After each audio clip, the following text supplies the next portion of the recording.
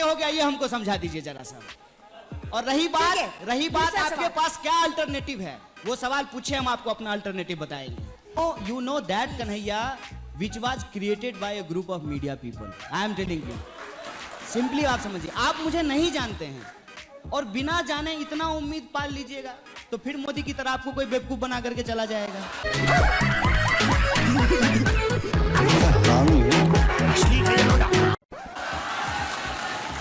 कन्हैया आप यूथ हैं और हम यूथ हैं। हमको एक बात समझनी चाहिए, ये जो हमारा परसेप्शन है ना कि कोई रहनुमा आएगा और हमारी किस्मत बदल देगा, ये खतरनाक है। ये करिश्मेटिक पॉलिटिक्स जो है ये खतरनाक है। ये करिश्मा वरिश्मा कुछ नहीं होता है। जब तक हम डेमोक्रेसी को पार्टिसिपेटरी नहीं बनाएंगे, जब तक हम अपने नेताओं से सवाल नहीं करेंगे, जब तक उसके ऊपर हम शक नहीं करेंगे, जब तक हम उसको इतना टफ सिचुएशन में नहीं डालेंगे कि उसकी सारी सच्चाई सामने फ्लोर पे आ जाए, तब तक लोकतंत्र मजबूत नहीं हो पाएगा। तो आप बेगूसराय छोड़ के कहीं और से लड़ेंगे? वो पूछ रहे हैं, उनका एक बहुत उनकी दिली तमन्ना है और उम्मीद रखते हैं आपसे कि आप बेगूसराय से न लड़े, आप वहां से लड़े जहां मोदी जी खड़े होंगे। तो आप उस मतलब क्या आप बता दीजिए, कुछ करेंगे कि नहीं करेंगे? माने हम कहां से लड़ेंगे? आप उठता ही हम लोग सबको उठाए, मेरा रूपा झा है तो कई जगह पे हमको पता है कि मेरे उस झा से हमको फायदा उठा होगा। नुकसान? हाँ? महिला होने का नुकसान?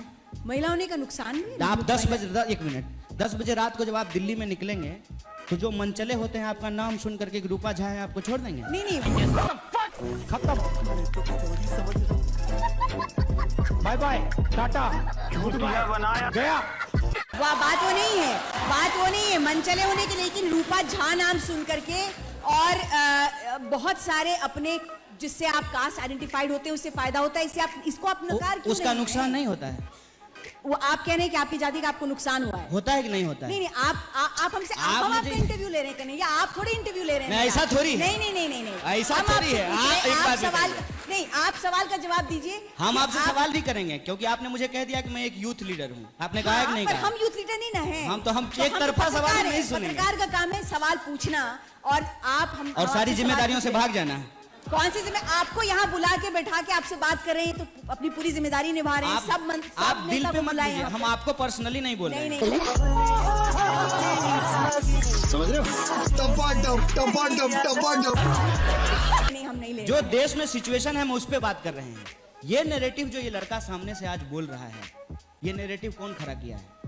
तो ये है सच्चाई कि कास्ट का फायदा ये होता है लोगों नैरेटिव को। की हमारी खास जाति है, उसके चलते हमको पॉपुलैरिटी मिली है, ये मीडिया ने खड़ा किया है और उसी मीडिया ने हमको बदनाम किया है और उसी मीडिया का मैं क्रिएशन हूँ।